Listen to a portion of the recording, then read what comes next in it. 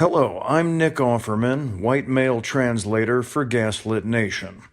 To sum up this week's episode, kleptocracy anywhere is kleptocracy everywhere, and this is a transnational crime syndicate masquerading as a government. Thanks for listening. Dr. Redfield, do you want to know who has the coronavirus and who doesn't? Yes. Not just rich people, but everybody who might have the virus? All of America. This all totals up to $1,331. That's assuming they aren't kept in isolation. Isolation can add up for one family already, $4,000. And fear of these costs are going to keep people from being tested, from getting the care they need, and from keeping their communities safe. We live in a world where 40% of Americans cannot even afford a $400 unexpected expense. We live in a world where 33% of Americans put off medical treatment last year. And we have a $1,331 expense, conservatively, just for testing for the coronavirus. Will you commit to invoking your existing authority under 42 CFR 71.30 to provide for coronavirus testing for every American, regardless of insurance coverage? What I was trying to say is that CDC is working with HHS now to see how we operationalize that. Dr. Redfield, I hope that that answer weighs heavily on you, because it is going to weigh very heavily on me and on every American family. Our intent is to make sure every American gets the care and treatment they need at this time of this major epidemic, and I'm currently working with HHS to see how to best operationalize it. Dr. Redfield, you don't need to do any work to operationalize. You need to make a commitment to the American people so they come in to get tested. You can operationalize the payment structure tomorrow. I think you're an excellent questioner, so my answer is yes. Excellent. Everybody in America hear that. You are eligible to go get tested for coronavirus and have that covered regardless of insurance. But do not let a lack of insurance worsen this crisis.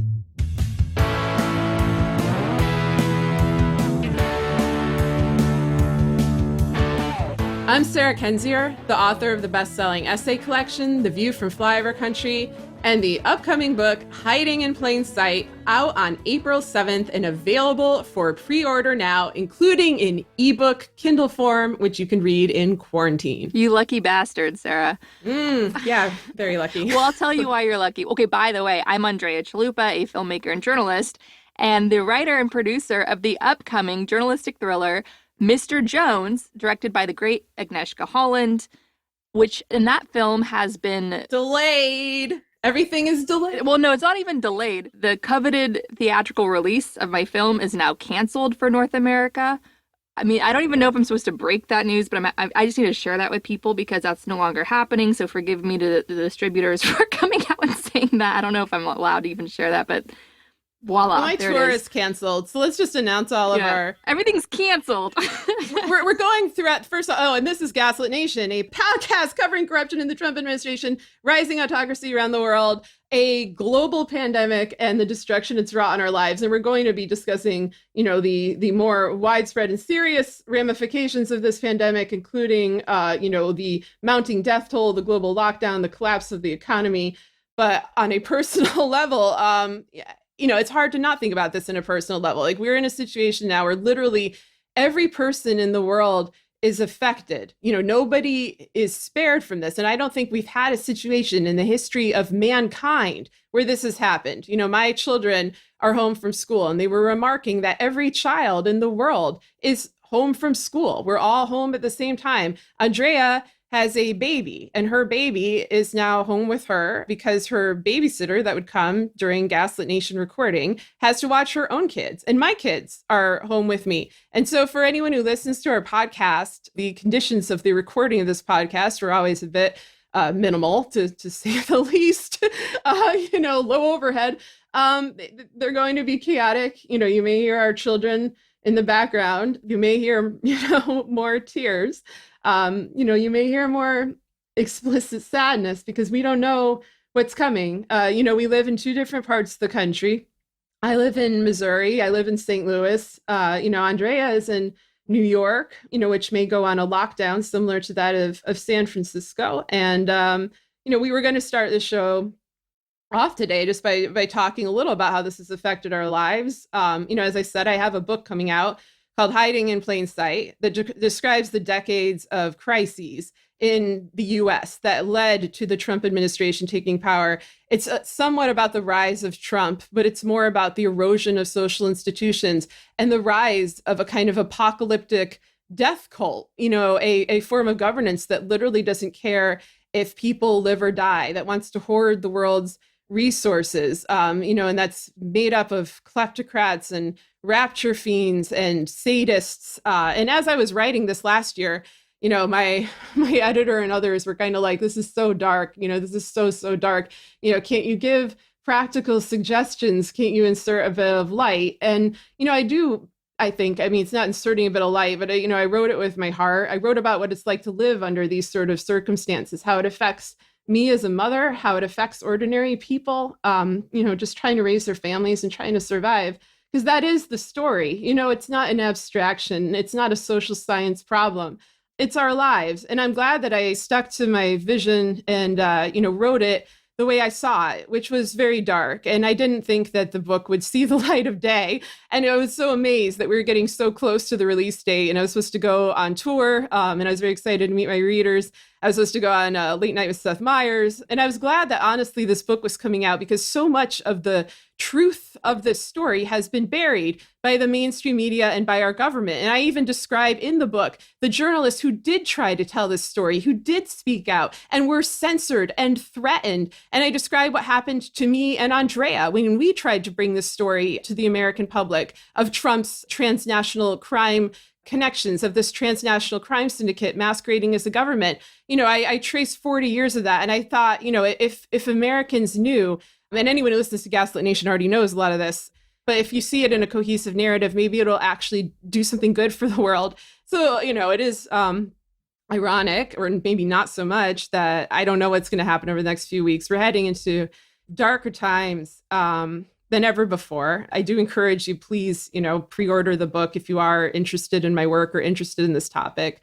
It's a good book, and I think it'll actually be helpful. It'll be cathartic and informative in this time. It's not about sales. I got my advance, and I also don't see much of a future. But, I want people to know the truth, because it still stands that an informed public is a powerful public. And even if we are sequestered in our homes, even if we are locked down, we need to be able to look out for each other in the best way we can, because no one else is going to look out for us. And we need to be innovative and creative and compassionate towards each other in this time. And the more information we have, the wiser our strategies are, the better. And Andrea, I'll let you mourn your own project now.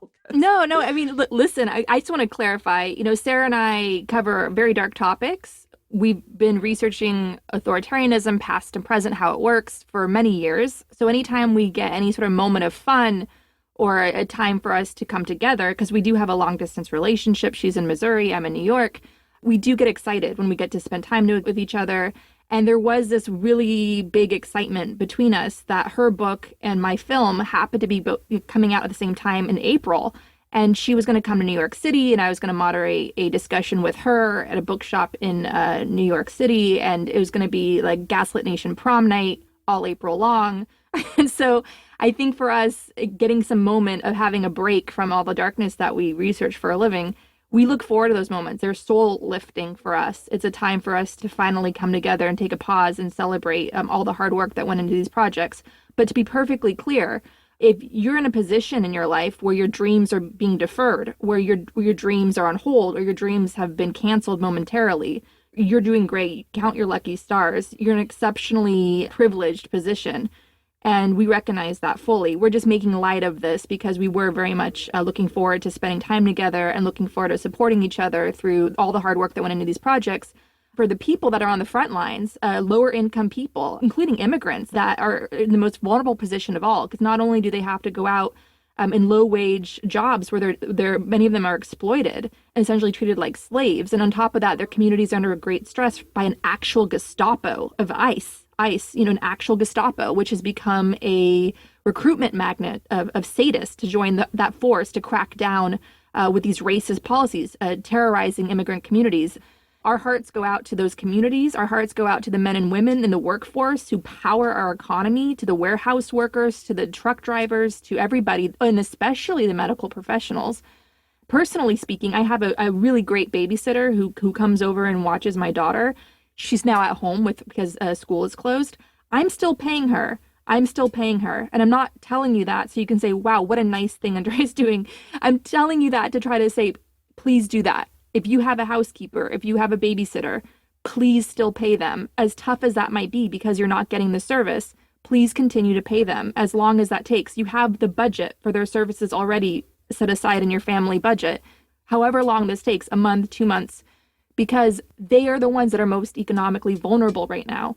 So all of us are being tasked to come together as a community and recognize our immense privilege in this situation. So if you have any power, no matter how stressed you are by how this has disrupted your life, no matter how angry you are that a long-time dream has been deferred, no matter however this is impacting you, Governor Cuomo of New York just gave a very personal and uplifting press conference where he talked about all the ways that this is stressing him out personally and what a toll it's taking on his family personally. And he said that that's happening across the country right now.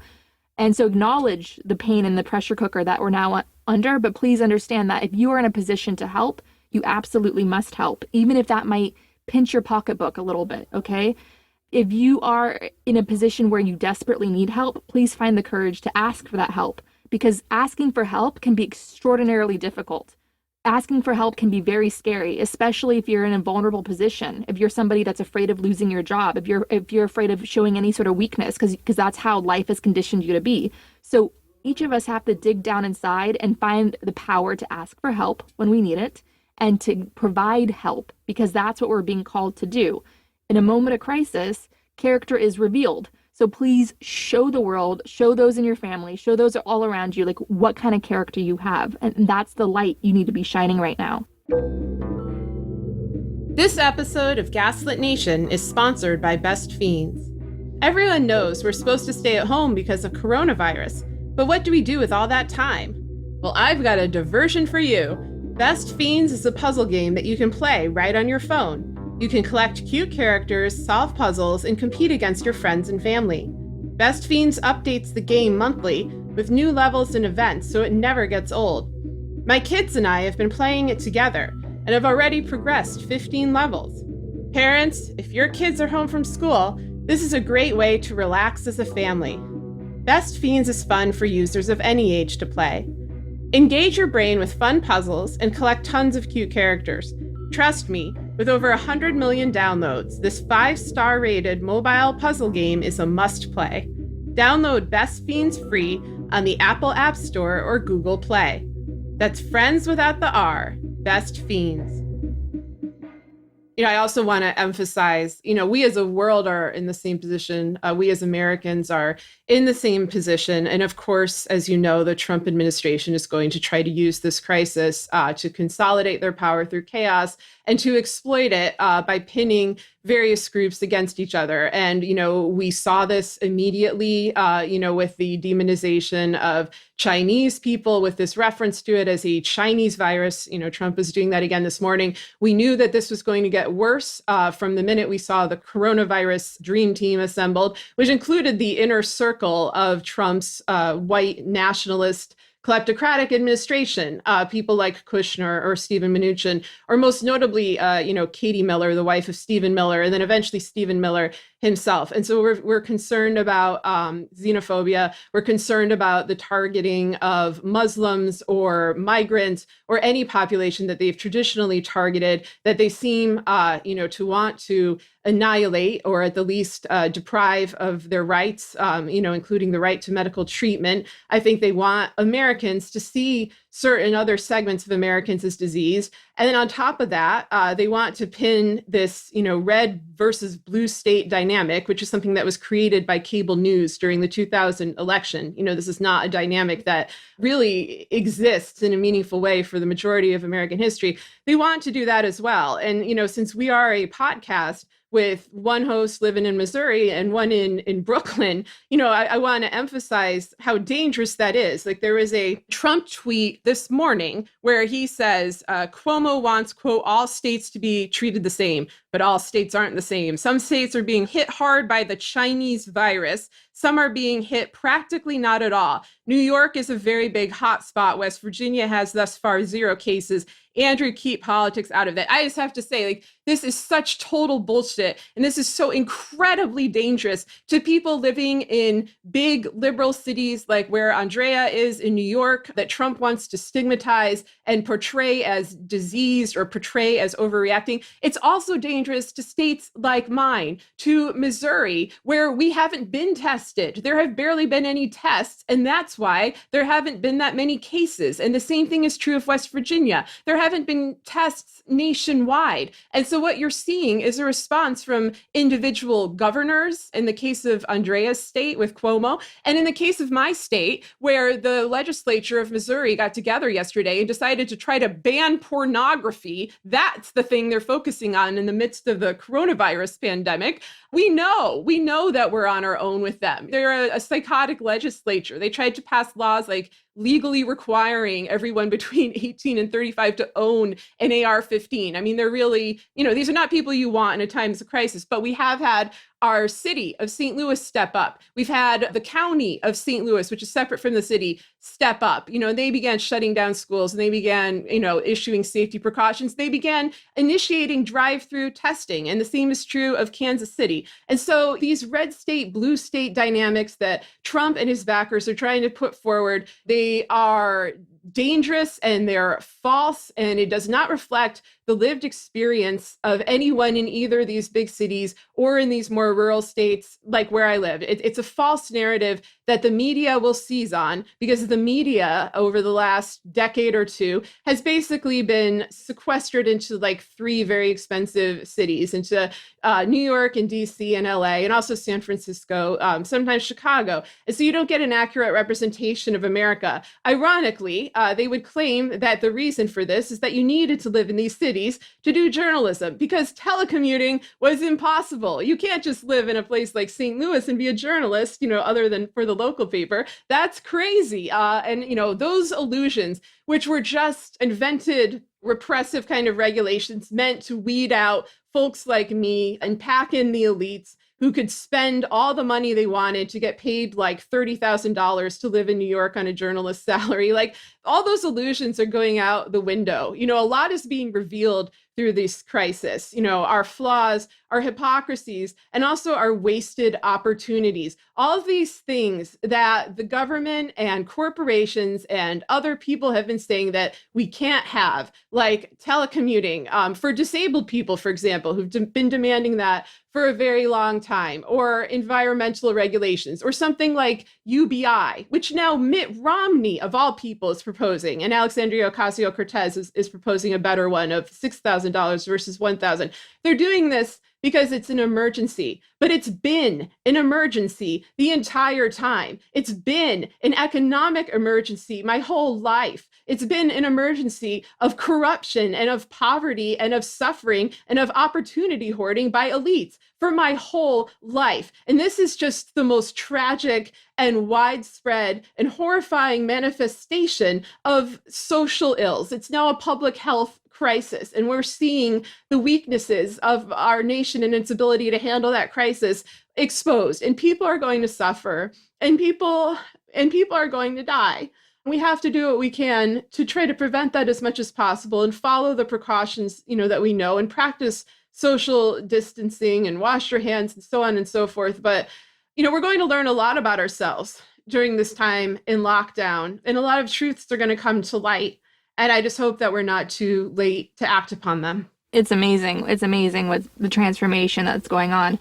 Basically, what the Amazon fires and the Australian fires did, and the horrors of those fires, and how rampant they were, just completely out of control they were, devouring the earth. That was a massive wake-up call of the climate crisis. We're not waiting for it. It's here. It's already arrived. Basically, this pandemic is the equivalent of the Amazon and Australian fires, alerting us to here in the United States, certainly, just the corruption and the abuse of our healthcare system. Medical bills are the number one cause of bankruptcy in America. Basically, this whole pandemic is shining such a strong spotlight on all of these weaknesses in our society that we now have to be forced to correct, including workers' rights, including UBI, a basic wage provided to people, like stipends to deal with this horrible mess that we're in. And it's a wake-up call. It's a massive wake-up call. And we're going to talk about, we're going to name names of the people that put us in this crisis. We're going to do that. But first, I want to touch on the opening clip, which was Representative Katie Porter fact-checking the director of the CDC into committing to cover every American who needs a COVID-19 test. Thank you so much, Katie, for showing what true leadership looks like. And then in sharp contrast to that, we're going to now play a montage of how Donald Trump, the Frankenstein monster of decades of Republican corruption, how he's addressed this crisis and the danger that he's put us in. The coronavirus. This is their new hoax. We have it totally under control. It's one person coming in from China. One day it's like a miracle. It will disappear. And we only have 15 people and they're getting better. I think we're doing a really good job in this country at keeping it down. Anybody that needs a test can have a test. And the tests are all perfect. This blindsided the world. I don't take responsibility at all. Now, if you want to know how the Republican Party could end up this way, it's very simple. And also, how can the Republican Party continue in lockstep to support this Frankenstein monster that they created? It's very simple. Corruption, including moral corruption, is an industry. It's about power and money. People are making money off of Donald Trump being in power. As long as their fortunes rise, as long as they have all that great convenience and freedom of being exorbitantly rich, extraordinarily rich, they're in great shape. Donald Trump can do no wrong. So that's just how nearly half our country thinks and operates, as we've seen with the voting. And they don't care that there's a war on the poor. They don't care that there's a war on already vulnerable asylum seekers. They don't care that there's a war on Black and brown people, because white patriarchy is very much driving that industry of corruption, including moral corruption. It's an industry. That's how we have to think about it. So now to name some of the names of who brought us to this, who's made this horrible sort of vulnerability to this pandemic even worse. I'm going to read now a thread by Chris Liu, a former Obama White House cabinet secretary. He was Deputy Secretary of Labor and a transition director. He's now at the Miller Center, where he's a fellow. So this is his thread on Twitter, which is astonishing, and we'll break this down. So Chris Liu writes, breaking. A week before Inauguration Day 2017, Trump team participated in a laptop exercise with outgoing Obama team about preparing for a major domestic incident. One incident discussed was a pandemic. I participated in that exercise. There were 3 role-playing scenarios: hurricane, pandemic, and cyber incident. Obama team discussed need to anticipate requirements, stay ahead of challenges, and provide resources quickly. The goal was to acquaint Trump officials with how to coordinate around major incidents. The pandemic role-playing scenario involved novel influenza with infections in Asia and Europe, efficient person-to-person transmission, insufficient lab capacities, travel bans, lag time before it comes to U.S., need for vaccines, ventilator shortages. Sound familiar? In event of pandemic, Trump team was told, pandemics can start in other countries and don't respect borders. Science must guide decisions. Federal-state collaboration is key. Consistent messaging needed. Social distancing recommended. Days and even hours can matter. 30 Trump officials attended the exercise, cabinet and senior White House staff, but the vast majority of these officials are no longer in government. When you're dealing with a crisis like COVID-19, stable and experienced leadership matters. Bottom line, when Trump says we were all surprised by COVID-19, he shouldn't have been. The Obama team warned Trump's staff about a possible pandemic. Whether it was lack of preparation or staff turnover, the necessary work wasn't done to get in front of this.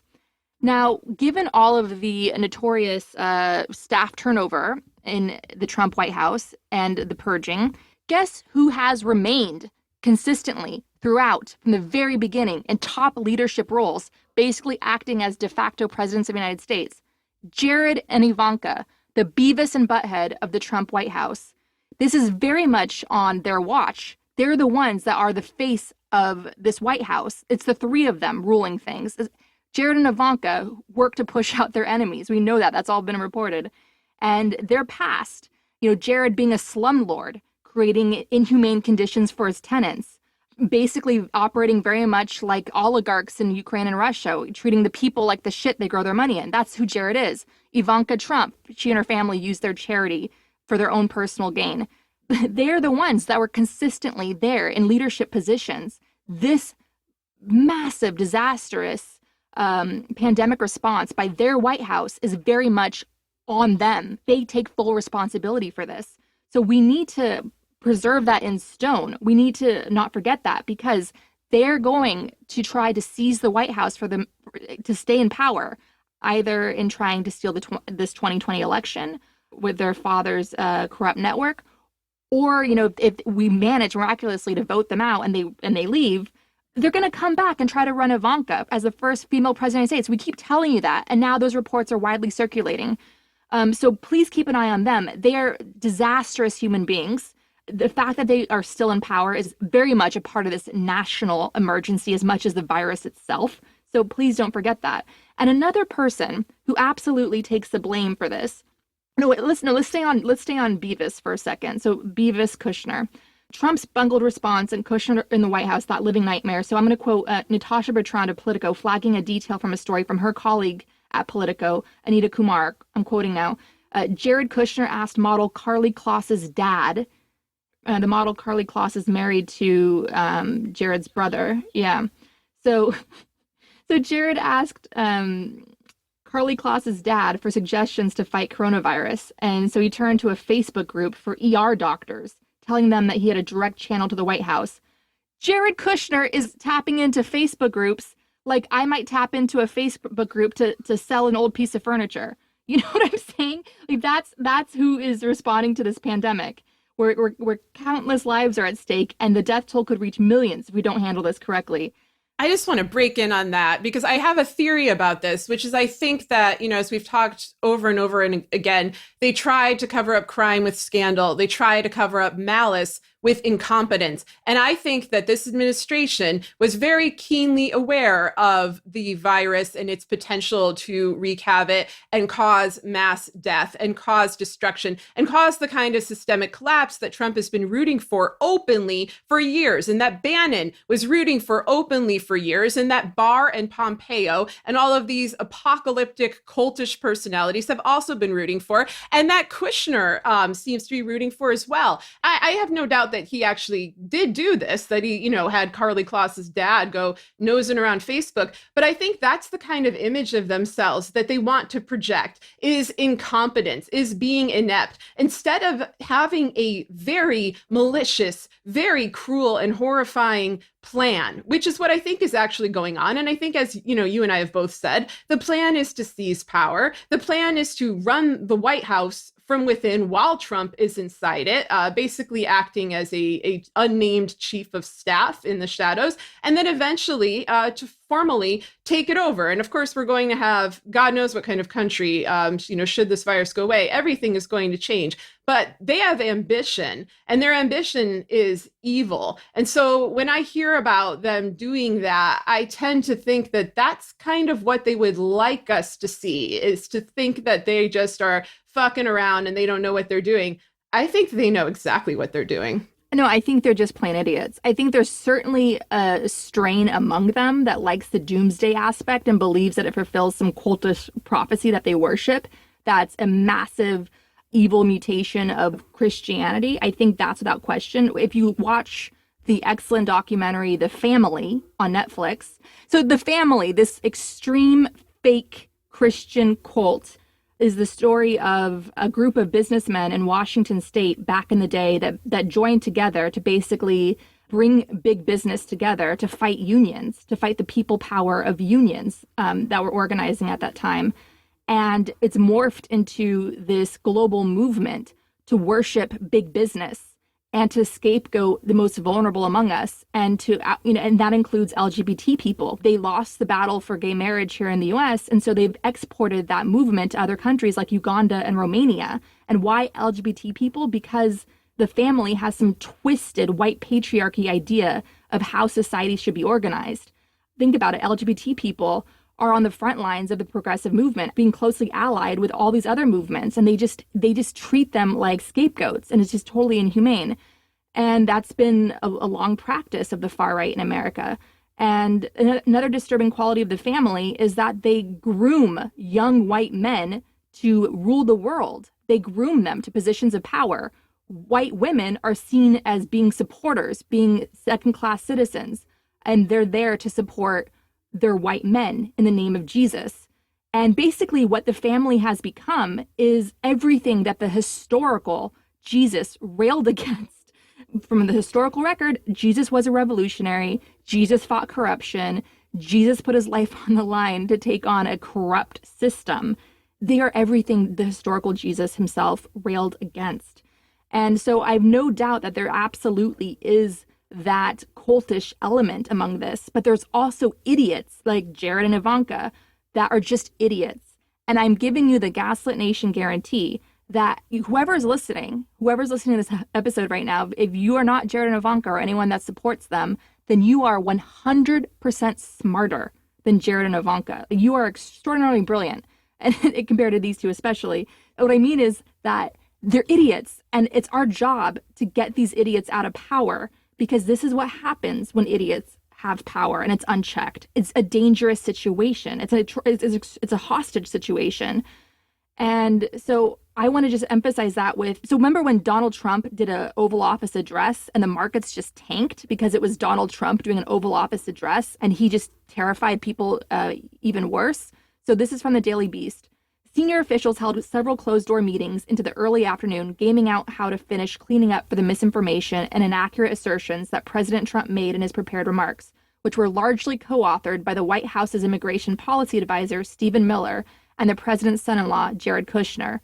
7 Trump administration officials described to the Daily Beast a mad dash to contain fallout from Trump's delivery that could further spook the markets or stir panic in Americans, at home and abroad, and international trade partners and allied nations. The chaos only added to the frustrations that the upper ranks of the Trump administration have felt this week, as top officials have scrambled to control the fallout of a growing pandemic. And it's been complicated by the fact that part of their efforts have been devoted to making sure that Trump himself doesn't feel under siege. So we have an autocrat in the White House with thin skin, because autocrats have thin skin. That is characteristic of autocrats. And another person to name check in all of this is, of course, book deal John Bolton, Iran war John Bolton. So this is from May 2018 in the Washington Post. The top White House official responsible for leading the U.S. response in the event of a deadly pandemic has left the administration, and the global health security team he oversaw has been disbanded under a reorganization by National Security Advisor John Bolton. The abrupt departure of Rear Admiral Timothy Zimmer from the National Security Council means no senior administration official is now focused solely on global health security. Zimmer's departure, along with the breakup of his team, comes at a time when many experts say the country is already underprepared for the increasing risks of a pandemic or bioterrorism attack. Zimmer's last day was Tuesday, the same day a new Ebola outbreak was declared in Congo. He is not being replaced. Pandemic preparedness and global health security are issues that require government-wide responses, experts say, as well as the leadership of a high-ranking official within the White House who is assigned only this role. And here's a quote in the article. Health security is very fragmented with many different agencies, says J. Stephen Morrison, Senior Vice President at the Center for Strategic and International Studies. It means coordination and direction from the White House is terribly important.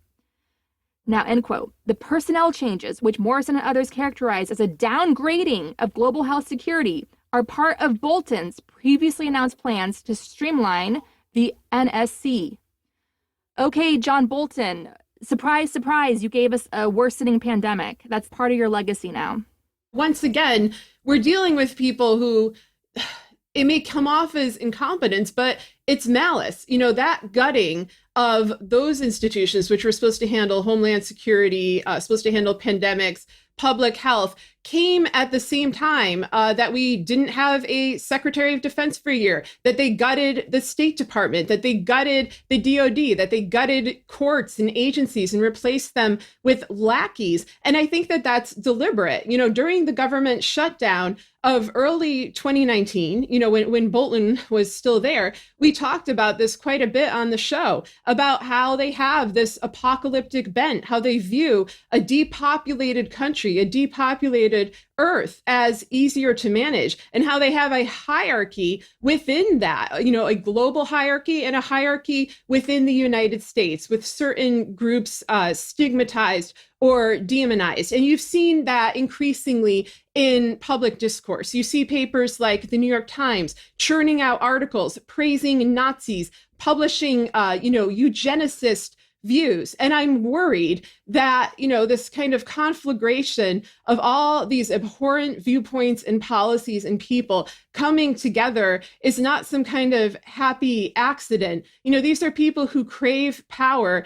They don't seek it by traditional means. They don't seek it by winning over the public or by winning elections or by achieving on merit. This is the Roy Cohn school of destruction, where it's brutal and it's sleazy, doesn't quite cover it. There are threats and bribes and lies and absolutely no regard for human life, no regard for the sanctity of human life. And I think that there's a reluctance to kind of talk about this in frank terms because, of course, doing so, you sound like a, quote, conspiracy theorist or alarmist or hysterical. I think that those concerns are out the window now. I think we're now finally done with people saying that, we're too dark or this is too out there. We're living through what feels like a horror movie or like some kind of awful thriller, like something that would be dreamed up in Hollywood. And the people that, are overseeing this crisis resemble that level of exaggerated cruelty. And it's because they really are that way. And they really are doing these things. And there really aren't people that have put them in check. This is why Andrea and I pushed so hard for Mueller and for others to indict Jared Kushner and indict Ivanka Trump because they were a danger to world security. This is why when Bolton was appointed, it wasn't like, oh, we don't like him or he's a GOP guy. We were like, he's going to end the world. He is a viciously dangerous, psychotic individual who should have no proximity to the highest levels of government at all. None of these people should. And so what I see now is when we have a crisis, they see a opportunity and they're going to push that disaster. They're going to push that destruction until they can profit off of it, whatever way they can, whether in an immediate way, which we see through the Kushner family trying to seek patents over vaccines and over, other, items that may help in this pandemic. They're going to try to hoard them. They're going to try to profit off them.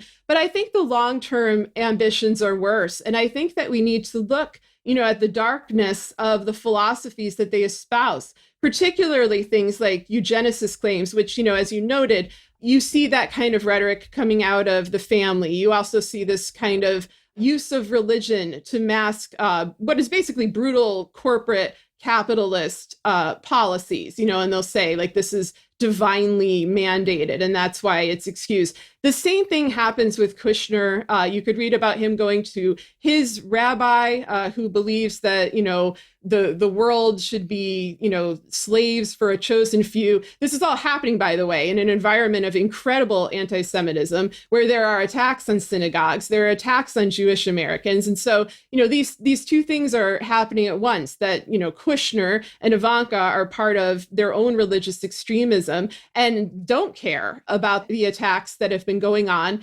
against American Jews and against Jewish people worldwide. So these are two separate things. And I don't want people to get that confused. And you also see an international alliance that includes people who don't seem to have a particular religious bent, maybe Bannon. You're also seeing Opus Dei members like Barr and, others like, who are Catholic and see this as the rapture, like Pompeo. You see alliances with, Islamic regimes like MBS in Saudi Arabia. I mean, what I'm basically saying here is that in one sense, it's a matter of religion, but it's usually a matter of religion as a pretext for chaos and death and destruction. And we should not expect people to act like rational actors. We certainly shouldn't expect competence or care from this government. I think everybody understands that. But we should also, unfortunately, open our minds to just how far they will take it. that they may actually see this as a good thing. And, the one thing that has reassured me a bit throughout this crisis is seeing the reactions of everyday people from all around the world. No matter what country you're in, you are suffering in this crisis and you're trying to cope in this crisis. So we see people singing from their balconies. We see people, giving money and goods to their neighbors. We see people offering to volunteer. And we see sincere expressions of grief, because the majority of people in the world, I really don't think are terrible people. I mean, it probably sounds crazy for you to hear this from me because I'm known as, so depressing, but I think most people are good. And I think most people haven't had the opportunity to give to the world what they're capable of, because the way the world is structured, it's so cruel and it's so repressive in that regard. And you're punished often for trying to do the right thing.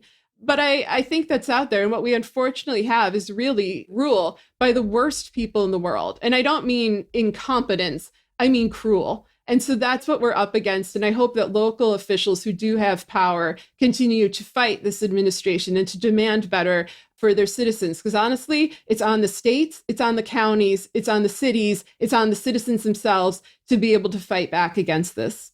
And communities have never been more important. And as we always say, join a community, strengthen your community. And while we're all locked into our homes, check out the Gaslit Nation action guide. There are some things that you can do from your couch.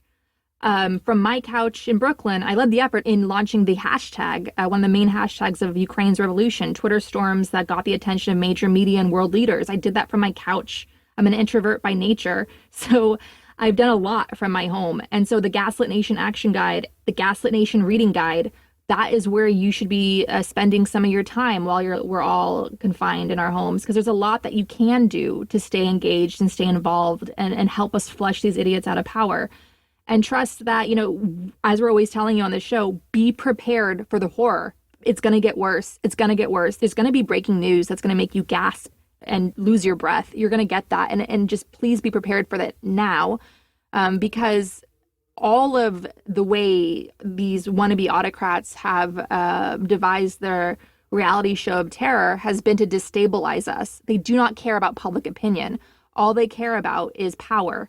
And so be prepared now so you can stay alert, stay clear, reserve your energy for the fight ahead, because we desperately need everybody to stay engaged. And now that raises questions of what to do about the 2020 election. The Ohio primary was canceled. We have primaries results tonight. We're recording Tuesday morning, so we're going to find out tonight how things went in Arizona and Illinois and Florida. You have people that would desperately love to vote, but they can't because they have pre-existing conditions. They're more vulnerable than others to this virus. So we're seeing it already, a suppression of the vote. Even if you take precautions, people do not want to end up in a hospital, especially now. So what does this mean for November 2020? We don't know. Governor Cuomo today in his press conference, he told New Yorkers, he said, we don't know if it's going to be 9 months. We do not know. So people simply do not know. I don't know what's going to happen in November. We simply don't know. And a vaccine is being tested now in Washington state. Even that, it's going to take a year to 18 months or so. It's going to take a while before a vaccine starts circulating. So please right now, prepare yourself for the worst, just so you can stay clear-headed and reserve your energy as much as possible to stay engaged and stay in the fight and show up where you are needed, where you can safely show up, whether that's making phone calls, sending texts, doing things that you can safely do from home to help make a difference in the crisis that we're in. So meanwhile, a crisis is a great time to commit crimes, and the Trump crime family is no exception. So the latest there is you have Trump really wanting to grant a full pardon to Michael Flynn, one of the biggest clowns in the Kremlin clown car. Michael Flynn, like Bolton, is a danger to society. He was fired from the Obama White House for being cuckoo. And he was the one that was on the phone with the Russian ambassador trying to smooth things over because the Russians were upset when Obama passed the sanctions and the Russians were expecting the reward for helping bring Trump to power. So Michael Flynn, like any of these other idiots, is a crime machine. Then you have Barr's DOJ trying to drop charges against the Russians at the center of the Mueller investigation that were behind funding the troll factories. And they cite the reasons there that the Russian side is using the system of fighting these charges to get access to information to understand how American national security works. That sounds like a very sound defense. But unfortunately, Barr himself is compromised because he led the cover-up of the Mueller report. So even if, in theory, that's a sound judgment, we do not know whether that's either a sound judgment or part of Barr's cover-up, because Barr himself is compromised and he should be impeached. He should recuse himself from anything having to do with Russia, given his history of connections to Russia, which we've covered on previous episodes, and given his role in leading the cover-up of the Mueller report. Back to our discussion of, is it a religious death cult at the center of this driving things, or what is it? It's a combination of that, yes. And ultimately, at the end of the day, it's about power. And how does a far-right death cult secure power? You attack the communities that are on the front lines of fighting for progress in our nation, the communities that are on the front lines of dissent. And that, of course, includes women. Women, since Trump stole the 2016 election, women have been running towards danger, first with the Women's March, then running for office and winning in historic levels in the 2018 election. Women have been running towards danger ever since Trump seized power in this country through this corrupted election in 2016, aided by the mass murdering regime, the Kremlin. And so as a result, what is at risk now are reproductive rights for women, because that allows women control over their own bodies, control over their lives. So understand that we're at the start of something. We're at the start of a very dark time. And if women lose those rights they've long sacrificed and fought for, that's very dangerous to women's health. Reproductive rights in this country, that battle really hits home that this is not about any religious belief, but about power, power, power, power. And if you close women, if you take away their rights, you're closing over 50% of the population. You're putting them in a vulnerable position where women will have to risk their lives to get an abortion when, in all kinds of cases, from being raped or just being overwhelmed with children or so forth. They have that right to choose. It's their bodies, it's their lives. Unfortunately, we have a very dangerous situation right now with the Supreme Court. There was a letter written to the Chief Justice of the Supreme Court, John Roberts, where a man named James Dannenberg, a retired Hawaii state judge, sent his letter resigning his membership in the Supreme Court bar. And I think this is worth reading an excerpt from.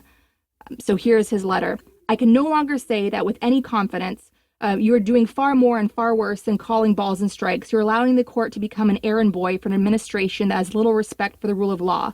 The court, under your leadership and with your votes, has wantonly flouted established precedent. Your conservative majority has cynically undermined basic freedoms by hypocritically weaponizing others. The ideas of free speech and religious liberty have been transmogrified to allow officially sanctioned bigotry and discrimination, as well as to elevate the grossest forms of political bribery beyond the ability of the federal government or states to rationally regulate it. More than a score of decisions during your tenure have overturned established precedents, some more than 40 years old, and you voted with the majority in most. There's nothing conservative about this trend. This is radical legal activism at its worst. Without trying to write a law review article, I believe that the court majority under your leadership has become little more than a result-oriented extension of the right wing of the Republican Party as vetted by the Federalist Society. Yes, politics has always been a factor in the court's history, but not to today's extent. Even routine rules of statutory construction get subverted or ignored to achieve transparently political goals. The rationales of textualism and originalism are mere fig leaves masking right-wing political goals, sheer casuistry. Your public pronouncements suggest that you seem concerned about the legitimacy of the court in today's polarized environment. We all should be, yet your actions, despite a few bromides about objectivity, say otherwise. It is clear to me that your court is willfully hurling back to the cruel days of Lochner and even Plessy. The only constitutional freedoms ultimately recognized may soon be limited to those useful to wealthy, Republican, white, straight, Christian, and armed males, and the corporations they control. This is wrong, period. This is not America. I predict that your legacy will ultimately be as diminished as that of Chief Justice Melville Fuller, who presided over both Plessy and Lochner. It still could become that of his revered fellow justice, John Harlan the Elder, an honest conservative, but I doubt that it will. Feel free to prove me wrong. The Supreme Court of the United States is respected when it wields authority and not mere power. As has often been said, you are infallible because you are final, but not the other way around. I no longer have respect for you or the majority, and I have little hope for change. I can't vote you out of office because you have life tenure, but I can withdraw whatever insignificant support my bar membership might seem to provide. please remove my name from the rolls. And that's from James Dannenberg, a protest letter to Chief Justice Roberts. That's the family. That's the death cult that we're talking about, the white patriarchy that worships in the temple of big business for business sake, for everything that Greta Thunberg, the child activist, rails against. And we're being forced now to live with the horror show that death cults like this around the world have produced, from the climate crisis hitting us to this pandemic, which, despite the theories going around there, was naturally caused. I firmly believe this because I trust the experts. I trust Dr. Fauci on this of NIH. There are markets in the Wuhan region which are inhumane markets. They're animal cruelty markets that should have long been shut down, that people were keeping open for profit. So our greed is literally killing us. And this has been going on for a very long time. And we're finally being forced to confront it. It's hitting us now at home. So, all the starving polar bears we saw? We're the polar bears now on so many different levels now because of this man-made greed. It's about damn time that we did something about it.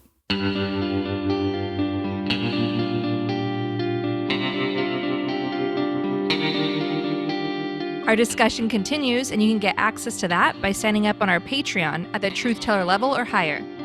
We want to encourage our listeners to help the victims of the Australian fires by donating to the Australian Red Cross, working on the ground to help people in need.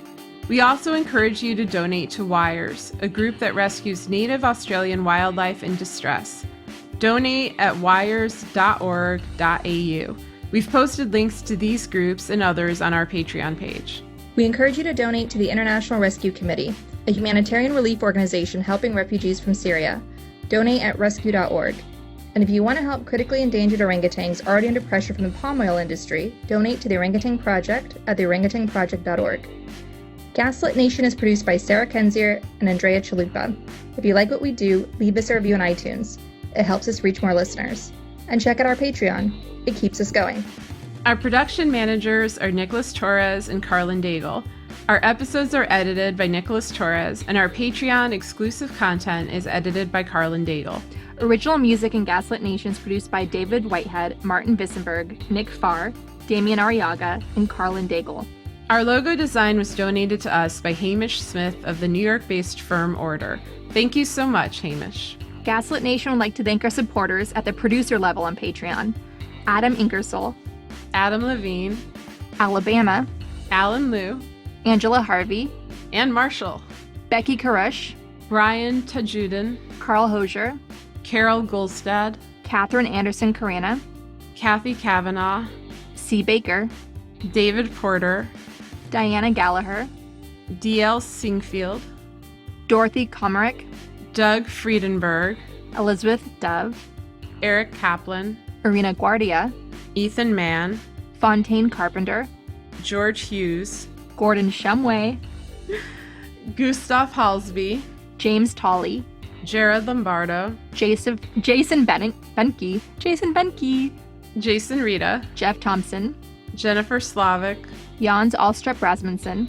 Joel Newman, John Laughlin, John Ripley, Karen Humphreys, Kate Cotton, Katie Masuris, Kelly Ranson, Kevin M. Garnett, Kim Mellon, Christy Vital, Lawrence Graham, Leo Chalupa, Lisa LaFlame, Lorraine W. Todd, Luke Stranad, Mandy Farrapore, Marcus J. Trent, Margaret Moe, Margaret Romero, Matt Perez, Maureen Murphy, Michael Woldridge, Michelle Dash, Mike Tripico, Oliver Ash, Pamela Newport, Ray Alba, Rich Craw, Robert Wedginski, Sonia Bogdanovic, Solomon Hikes, Tanya Chalupa, Tracy, Victoria Nordgren, Victoria Olson, Ren.